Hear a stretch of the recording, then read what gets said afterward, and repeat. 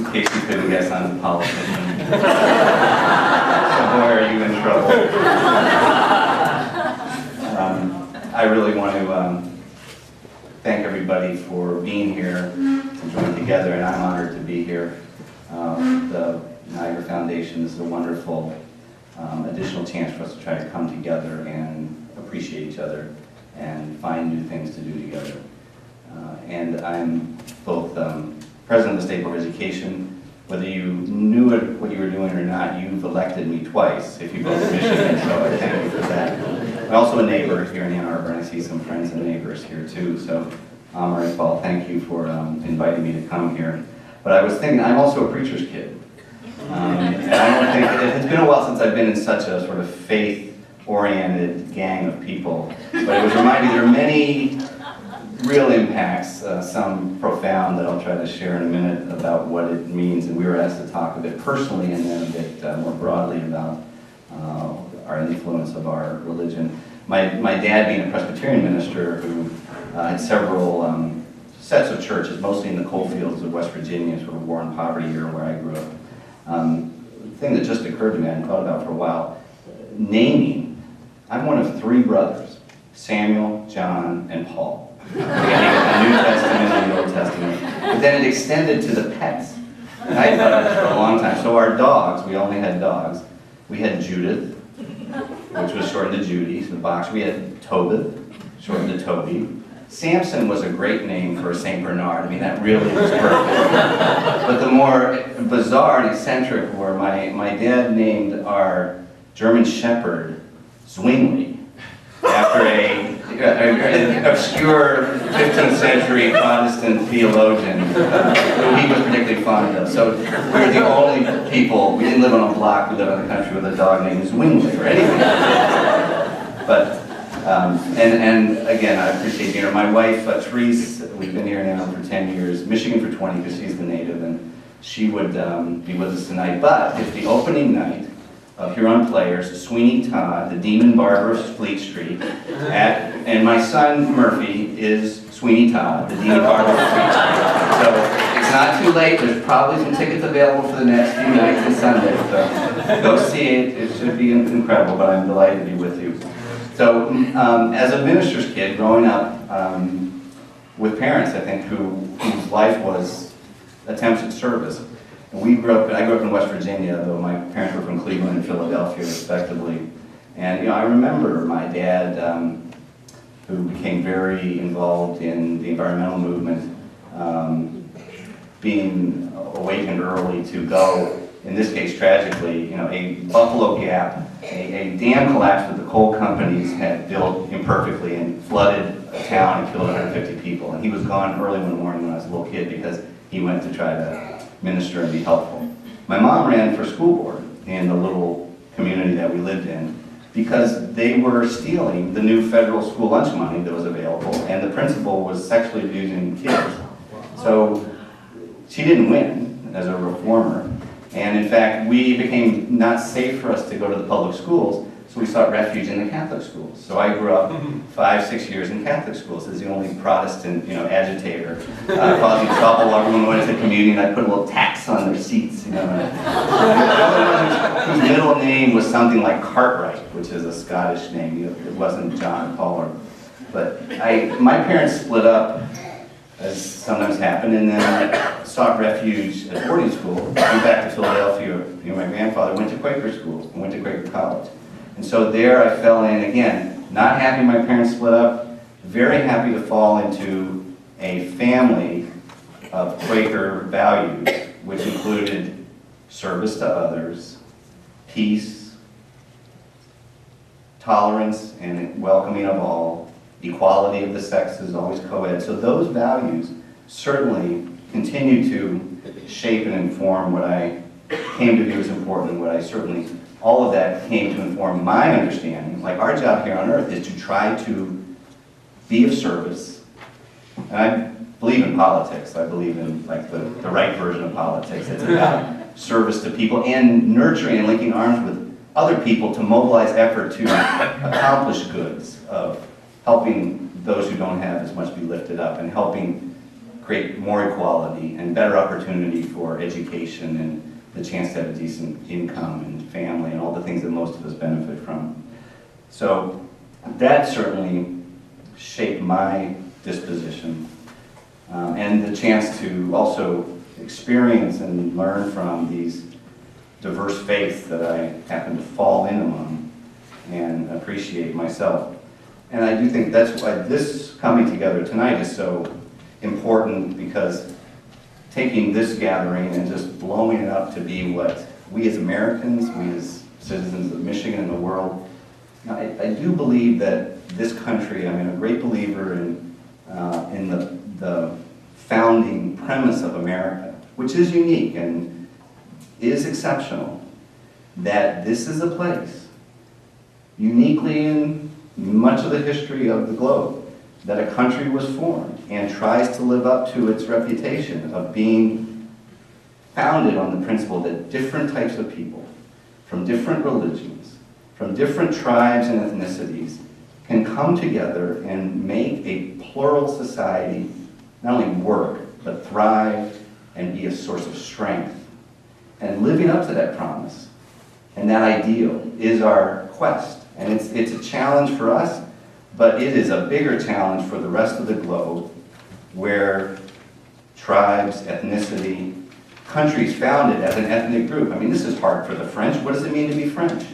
Can you be an Arab French person? What does it mean to be German? Can you be a Muslim German? What does it mean to be Chinese or Korean? These are real challenges. The whole world's got to find a way to come together and become shared citizens and co-conveners, co-inhabitors, co-workers together to build society across these bounds of race and tribe. And that is the project of America, certainly, but it's now a project that we have to do well here in every community, in every state, in our whole country, but also help the world learn to do.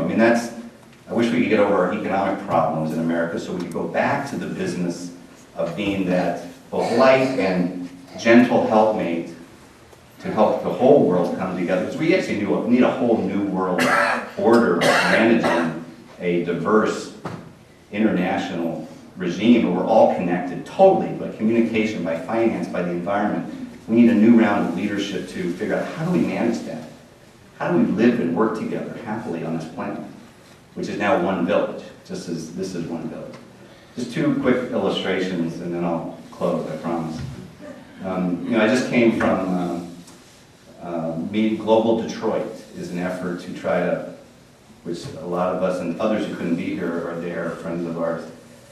How do we help Detroit be a community that appreciates there's wonderful strength in welcoming new immigrants, to repopulate our cities like Detroit, to be a source of refreshment of ideas and connections to the world and entrepreneurial energy. That kind of effort, and also understanding that's how Detroit was created to begin with. When the assembly line and the auto plants were opened here, they attracted people from all over the world. When Henry Ford opened the Rouge, 100,000 people went to work in 1917. They were from 45 countries, and the Deep South, the great African-American migration, and folks from West Virginia, where I grew up, all came here seeking opportunity. That's what built us. Immigrants and migrants are what made this place great. We have to appreciate that's what makes us great again. And there's a source of renewal and growth and energy and population and new business. So that's the set of understandings we're trying to create. I was also, as some of you involved in education, you get to do wonderful things. You're involved in politics. You get to do things that are a little different from you thought the job description. You just don't picture it because you don't know what it's going to be. Last night, I was in Milan, just south of here, because a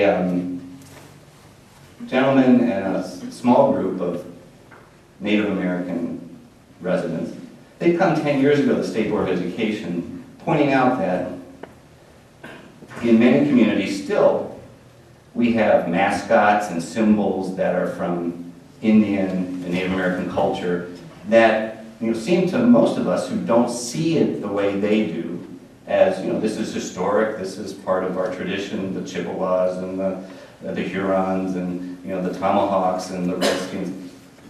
To them, having the red man of my land is like saying, we're the black man or the kite man. It's offensive. And so we passed a resolution, exhortation. Local districts, please get out of the business of using Native American symbols and artifacts and identities that are grossly offensive to the Native community. I was down in my lawn because they were beginning to they weaned themselves of some, but they're going to bring back some tomahawks and some other things. And so I was with the Indian American gentleman who was making the argument, and just to provide that kind of reinforcement that please can we understand that what we see as something historic and part of the community for a long time is disturbingly, patently offensive and degrading through the eyes of the culture that you are identifying. And I was trying to give some examples, which I've learned, because when I went running statewide, the wonderful thing about politics is it asks you to learn from and link arms and get out and meet with people and understand them. I went to visit many of the tribal leaders around Michigan. We've got a great tribal community in Michigan. I remember Frank Edgewizik up in the Little Traverse Band. When I left him, he gave me a pin, which I've got to find. It's a little totem. It's the medicine wheel, which has 4 colors, red and black and yellow and white. And we were talking about issues and what we face in race. And he said, we don't talk about race. We're one race, the human race. We just have different hues. And that was an example to me of the different way of thinking and the different way of seeing that is so helpful. I was also trying to say, please see the world, in many ways, through the prism of those who see the world in a different way, and we might find new understanding. And when I was communicating today with Jim Farrar, the gentleman who I was with in Milan, we were just emailing back and forth. He appreciated me being there to try to and keep growing and what they're doing. But he said, yes, we are all connected, and he extends it in the Native community and the tribes here and the First Nation folks. They extend that set of relationships between us to the natural order. Mother Earth and Father Sky, we are all connected. And what happens to one of us affects the other. One of us as human beings within our, not races, but multi-hues within one race, but across the boundaries where we engage with the rest of this planet. Mother Earth and Father Sky, all of us are connected. What one of us does affects the other.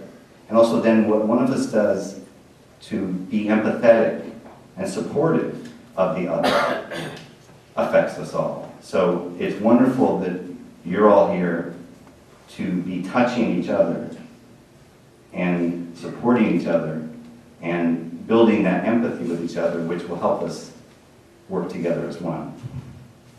Thank you very much.